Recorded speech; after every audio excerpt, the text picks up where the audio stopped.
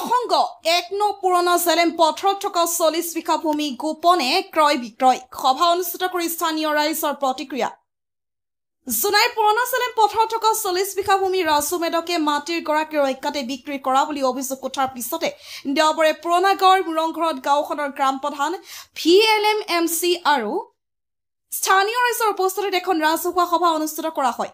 সভাত পুৰণা জেলেম পথৰত থকা তৰুলতা দলে পেগুৰ ৪০ বিঘা ভূমি ৰাজু মেদকে গোপনে বিক্ৰী কৰা বুলি অভিযোগ উঠা সন্দৰ্ভত স্থানীয় ৰাইজে সভাৰ ওচৰতে কেইবাটা গুৰুত্বপূৰ্ণ মন্তব্য আগবঢ়ায়।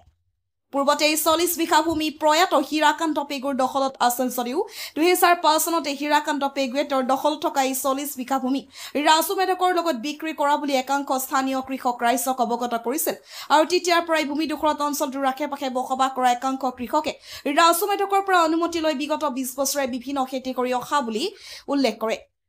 অৱশ্যে তেওঁলোকৰ দুই পক্ষৰ এই ভূমিডোখৰ ক্ৰয় বিক্ৰয় ক্ষেত্ৰত চৰকাৰী কাগজে পত্ৰই কি ভূমিকা আছিল এয়া স্থানীয় ৰাইজে সবিশেষ জানিব পৰা নাছিল যদিও অঞ্চলত বসবাস কৰা একাংশ কৃষক ৰাইজে বিগত প্ৰায় ২০ বছৰে ভূমিডোখৰত খেতি কৰি আহিও ৰাজু মেদকৰ বাহিৰে কোনো বিকল্প মাটিৰ গৰাকী দেখা নাছিল বুলি জানিব দিয়ে।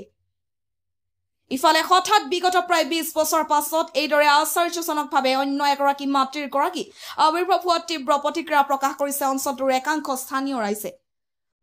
আজি আমাৰ এৰিয়াৰ লাটগাংপুৰ আছে আৰু মোৰ এইটো কমিটি আছে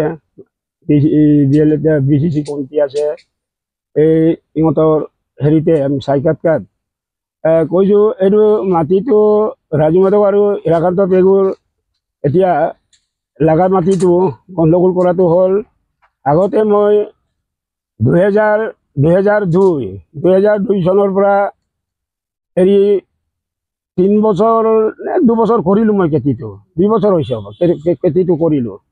তাৰ দ্বিতীয় পিছত মই আকৌ হীৰাকান্তৰ ওচৰত আহিলোঁ হীৰাকান্ত পেগুৰ ওচৰত আহোঁতে হীৰাকান্ত ক'লে যে কিন্তু দাদাই মোৰ সেই মাটিটো মোৰ নহয় আৰু এইটো ৰাজু মেদকৰ পৰা আপুনি সুধি কিনি পৰামৰ্শ লৈ কিনি সেই খেতিটো কৰিবি বুলি ক'লে। কোৱাৰ পিছত তাৰ পিছত মই ৰাজু মেদকক সুধিলোঁ আপোনাৰ মাটিটো মই খেতি কৰিম বুলি তাতে আকৌ এনেকৈ মই ২ বছৰমান কৰিলোঁ এই ৰাজু মেদকৰ নাম লৈ কিনি ৰাজু মেদকৰ মাটি বুলি কোৱাৰ কাৰণে।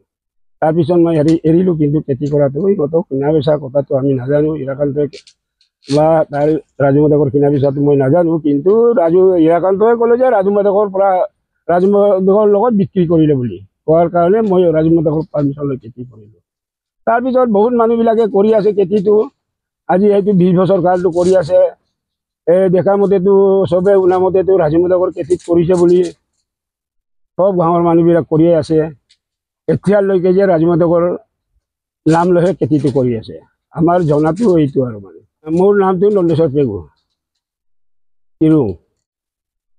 ৰাজু মেদকৰ মাটিৰ ওপৰত কোনোবা এজনীয়ে মানে মোৰ মাটি বুলি দাবী কৰিছে বুলি কোৱাৰ কাৰণে আমাৰ গাঁৱৰ জ্যেষ্ঠ মানে লিডাৰ সকলে গাঁওবুঢ়াসহ আমাৰ গাঁৱৰ মেম্বাৰ আৰু গাঁৱৰ বিশিষ্টসকলে আজি আলোচনা BLC কমিটি আলোচনা কৰিলোঁ। তেতিয়া আমি আলোচনাৰ প্ৰত্যেকৰ পৰা পাৰোঁ যে ২০০৫-৬ চনৰ পৰাই ৰাজু মেদকৰ মাটি বুলিহে তেখেতৰ পৰা বন্দোবস্ত কৰি খেতি কৰি আছিলে। মই ২-৩ বছৰ ৪ বছৰ কৰিলোঁ আৰু মাজে মাজে কৰি থাকোঁ আৰু মোৰ লগৰ প্ৰদীপ বড়িয়ে কৰিছিলে আৰু বহুত মানুহ আছে আজি পটককৈ নামবিলাক মানে পাহৰি থাকে কিন্তু এইটো ৰাজু মেদকৰ আজি ২০ বছৰ কাল ২২ বছৰ কাল ৰাজু মেদকৰ বুলি মাটিটো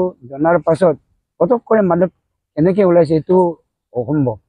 মই একেবাৰে বিশ্বাস কৰা নাই এইটো কোনোবা চক্ৰান্তৰ দ্বাৰাই হৈছে বুলিয়ে ভাবোঁ। তো প্ৰত্যেক গাঁৱৰ মানুহে ক'ব এইটো ৰাজু মেদকৰ মাটি বুলি। মোৰ নাম পদ্মকান্ত দলে। নমস্কাৰ, মোৰ নাম শ্ৰী নৰেন্দ্ৰ দলে। মই পুৰণা জেলেম লাটগামুৰা গাঁও প্ৰধান। এতিয়া ৰাজু মেদকে মাটি ক্ৰয় কৰিছে তেতিয়াতো মই গাঁও প্ৰধান আছিলোঁ আৰু আমি জানা মতেতো সকলো গাঁৱে গঞাই ৰাইজে জানে মানে ৰাজু মেদকৰ মাটি হয় বুলি চবেই জানে হ'লে নামজাৰিত কাৰ নাম আছে এইটো আমিতো নাজানো। তেতিয়াতো আমি গাঁও প্ৰধান নাছিলে। গাঁৱৰ মানে এতিয়াতো ৰাজমাদকৰ পৰা লৈ কিনে খেতি বাতি কৰাটো হয়তো মানে, কিন্তু কিবাৰ পৰা লোৱা নাই।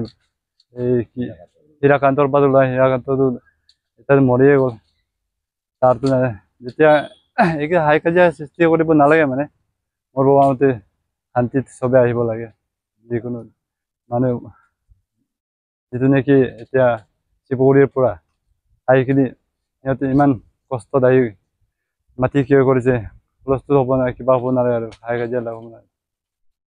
নমস্কাৰ, মোৰ নাম প্ৰদীপ বড়ি। মই পুৰণাজালাম গাঁৱৰ স্থায়ী বাসিন্দা। যিহেতু 1924 চনৰ পৰা বসবাস কৰা এজন ব্যক্তি, পিতৃ মাতৃ আৰু মোৰ ককা দেউতাৰ পৰা। কিন্তু আজি কিছুদিনৰ আগত আমি এটা বিবৃতি পাইছোঁ যে ৰাজু মাদকৰ দখলীস্বত্ব মাটিৰ ওপৰত এজন জনাইস্থিত এজন মহিলাই মোৰ মাটি বুলি মানে যিটো এটা চক্ৰান্ত এটা আমি বিবৃতি পাইছোঁ। গতিকে সেইটোৰ ওপৰত আজি আমাৰ স্থানীয় গাঁৱৰ মুখীয়ালসকল, DLMC কমিটি, গাঁও প্ৰধান আদি উপস্থিতিত এখন বিস্তৃত আলোচনা হয়। আলোচনাত আমি পূৰ্বৰ পৰা আমি 2005 চনৰ পৰা 2005 চনৰ আগত কাৰ মাটি আমি নাজানো আৰু, কিন্তু 2005 চনৰ পৰা ৰাজু মাদকে ক্ৰয় কৰা বুলি আমি বিশেষ সূত্ৰে গম পাওঁ। আৰু সেই 2005 চনৰ পৰা আজি পৰ্যন্ত, আজি 2025 চনলৈকে ৰাজু মাদকে স্বত্ব দখল কৰি অন্যান্য আমাৰ খেতিয়কসকলক মানে খেতি কৰিবলৈ দিয়াটো আমি পৰিলক্ষিত হৈছে। বৰ্তমান মই 2007 চনতো মই এবছৰমান কৰিলোঁ, সৰিয়হ খেতি কৰিলোঁ, কিন্তু ৰাজু মাদকৰ আণ্ডাৰত।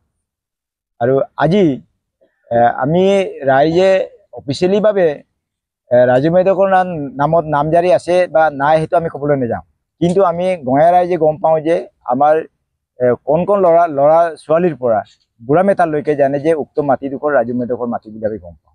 আৰু সেইমতে আজি যিসকল মানে এতিয়ালৈকে 2005 চনৰ পৰা এতিয়ালৈকে কমেও 10-15 জন মানুহে সেই মাটিৰ ওপৰত খেতি কৰি ৰবি শস্য কৰি আহিছে আৰু বৰ্তমানো কৰি আছে।